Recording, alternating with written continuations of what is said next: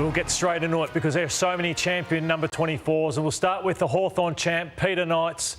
Some of these highlights are as good as you'll ever see with a player who played AFL football. Like, I've touched on a few players that I watch his That's a grand final there, Llordo. all day long here, Damo. What a player Peter Knights was. His match-up with Paul Vanderhart is one of the greatest I've seen, where you got the centre-half back and the centre-half forward just going for it. He was courageous.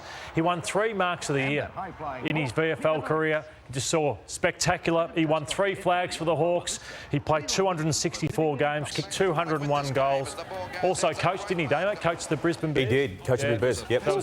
And Hawthorn. And Hawthorn as well. So Peter Knights, the first number 24. Yeah, this is a very different number player, but also a number 24 in Roger Merritt, who at 2 footy clubs had a profound effect. This is the latter part of his career, and he helped go up and give the then Brisbane Bears prominence in the southeast Queensland market. And he was already a 2-time premiership player at Essendon before he got there. He played till into his 30s, and he ultimately was at the start of the success that the then Brisbane Lions had. He never shirked an issue. He was always the first one into these skirmishes there with Morwood and others, as you can see. But so important was he in the structure and even the impact of Queensland football. One of the greats. One of the great people too. Did you run a post office up there? I think he did, you mentioned that. Yeah, I think so, yeah. And then battled a bit of ill health in latter years as well. Yeah, so, yeah, great player. Gary Dempsey was a huge man, and he played for Footscray and also North Melbourne. 7-time best and fairest winner, 329 games he played. He won the Brownlow medal, but he spent 7 weeks in hospital as a 20-year-old. So he played 2 seasons for the Western Bull, or the Footscray back then, and he was part of the 1969 Lara Fires. He was told he would never play football again. He was in intensive care, burns to 50% of his body, and to go on and do what he did after that devastation. Then he came down. He was a ruck coach in my early years at the Western Bulldogs, and just a nice gentleman, a really good man. And Gary Dempsey, one of the best ruckmen of all time. And still a good player at North Melbourne, his second club too, Brownie, when he was beyond his best, but was still having impact then. Strap yourselves in for a couple of the high flyers, Brett Burton and Russell Robertson, who's going to come in. So I'll put my frustrations with that man aside for a second, because how good is this? Like, Brett Burton, he could have had about 6 marks of the year. He had the great timing and the ability to leap, as did that man. So the vertical leap from both of these players, like hanger after hanger after hanger, and they brought the people through the gates. And that's the thing we love most about the game of Australian rules football, is when players are capable of doing this. Not everyone can do it, only a select few can. But look at that mark there. Oh. I think that did win mark of the year in the end, but yeah, he took some big hangers, both of them. Yeah, you talk about gentleman of the game being Gary Dempsey, and I think our next number 24 would also fall into that category very comfortably, that being, of course, Chris Langford, who was part of that golden era of the Hawthorn Football Club. I mean, have a look at the players around him in these highlights, but he was a standout, he really was. In his 303 games, he figured in 4 premierships. Look at that, it's just poetry in motion. It was almost effortless the way he sort of conducted himself on the field. Okay. Except and maybe not there. And as such, picked up an entry into the Hall of Fame, and also went into administration. AFL commissioner, and that was the famous footage after the near merger game. Yes. In 1996, wasn't it? Yeah, with Melbourne. CJ, we weren't sure if we'd had round 24 moments before, but we must have, because I've been given a couple, and that was Danny Southern and Peter Sumich over there in Perth. Oh.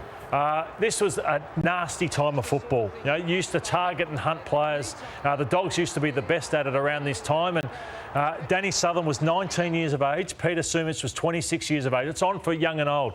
And Danny Southern got Peter Sumich in a headlock, and Peter Sumich passed out. And just devastating scenes. They didn't talk for nearly 20 years, and they came together recently to sort of bury the hatchet. I looked up what happened, and he got a $10,000 fine, Danny Southern. So it was unprecedented in that time that someone got fined that amount of money. Yeah, extraordinary scenes to watch back. It was a big story at the time. We touched on the impact of Roger Merritt on the Bears as they were then back in the 90s. Famous 1995 moments in the final scenes where the Bears players had to watch the Sydney Swans beat Collingwood. It was a game that actually Lockett reached these 100 goals as a Swan, but more importantly for the Brisbane Bears, they were through to their first final series, and they ended up pushing Richard Champion there. They ended up pushing the eventual Premier Carlton in the first week of finals the very next week and really pushed them in a way that no other club was able to do so in that finals period. But Andrew Bewes there, Roger Merritt on scene, just great moments for that club's evolution. On a similar theme, Damo, West Coast had to beat Adelaide to make the finals in the last round of 2017. They had to win by 27, so look at what they did here. They ended up winning by 29 points to book their spot in the finals. There's Jetta there kicking a magnificent goal. Look at the crowd there. The Eagles have been involved in so many big moments over their history. They've been such a proud club. That's why it's been disappointing to see where they're at there as Darling takes that courageous mark going back. Look, it's packed to the rafters there. I remember that game, Kane, the drama, and I hope we get it tonight with Carlton and the Giants, where you're hanging on that every moment to see who makes the finals, which they got over the line. Bradley medalist Matty Prittis there celebrating with the crowd. Sam Mitchell in a West Coast jumper. Not going back too far for this final round moment, and this did go right down to the final siren, this one. 2021, this is Melbourne up against the Geelong Football Club. Now, keep in mind the Demons were down by 39 points at three-quarter time, and this man, Max Gawn, had the opportunity after the siren to goal and send Melbourne to the top of the ladder, which they did go and finish minor premiers for season 2021. And then, of course, Damo, history tells us... Went through the finals series in blistering fashion, right through to a drought-breaking grand final win. Yeah, it was terrific stuff there, and moments you must think of as a footballer to sort of win off your boot after the siren. And the last one we've got here is, it was the last games ever played at Waverley and also Victoria Park, and this was the fans walking in. 1999 was the year. There's Peter Dacos and some of the champions. Murray Wiedemann getting in. There was even a marriage at half-time. Half-time at Victoria Park, and Brisbane won by 7 goals. You know, they were coming as a team there at 99. Look at the fans at Victoria Park giving it to Leper. Sad times. You know, it's nothing like those suburban grounds. And then this is Waverley, the last game ever that was played. Hawthorn beat Sydney by 85 points. There's Peter Hudson coming out in the chopper. Obviously, after that famous moment, the greats of Hawthorn, where they won premierships there. And then you had Nathan Thompson, actually kicked a panellist here, who kicked 6 goals and dominated in that last game. I tell you, I loved Waverley. I thought it was a great... You would probably never have gone there. I played there a couple of times. Did you? In the Escort Cup or something? Yeah, for like TAC Cup. It was just... everyone used to always complain about, how difficult it is to get out of there. Far easier to get out of Waverley than the MCG, I can tell you, in terms of a car park. But it was a great ground, and the fact that Melbourne sort of has spread out to Berwick, Crampton, Hampton, Officer, all those areas, Pakenham, and they took that ground away. Good showers too. Didn't have good showers. I was about to spring that up, but then I thought I'd get howled down. The shower heads were big and amazing, and they came down fast. Yes. Do you know Dean Wallace went? And when they got it knocked down, he took some shower heads to put into his home. That's something TJ would do.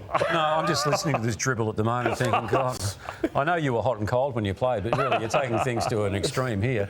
What was so special about it? Big and powerful. Good pressure. And hot. Great No diffusers in them like today, where it's legislated? No, just full water. So when we had droughts in Melbourne, it was basically because you blokes were just sort of standing under those showers for, sort of 2 or 3... I love those showers. They're big. All right. Go to the break, mate. All right, we're going to go to a break, Nathan says. The other thing, and this is going to... Do you need to go to the plasma for this? Now, this is another mystery that needs to be cleared up. What caught your eye in Deep Dive? Well, in the Deep Dive, it was just flowing through, and Llordo's doing his vision as we do, and we're all having our say about the champions of the game. But I had to replay this. I couldn't believe this mark from Brett. How did we overlook that? Look at the knee right on his chin. He's got the nether regions in Llordo's neck and a couple of knees in the back. But keep rolling. How did we not let that down? Look at him go down too. Look at that. He's looking for a free kick. You're like a leaf in autumn. I've known what it's felt like to be on the other foot, but... of course, yeah.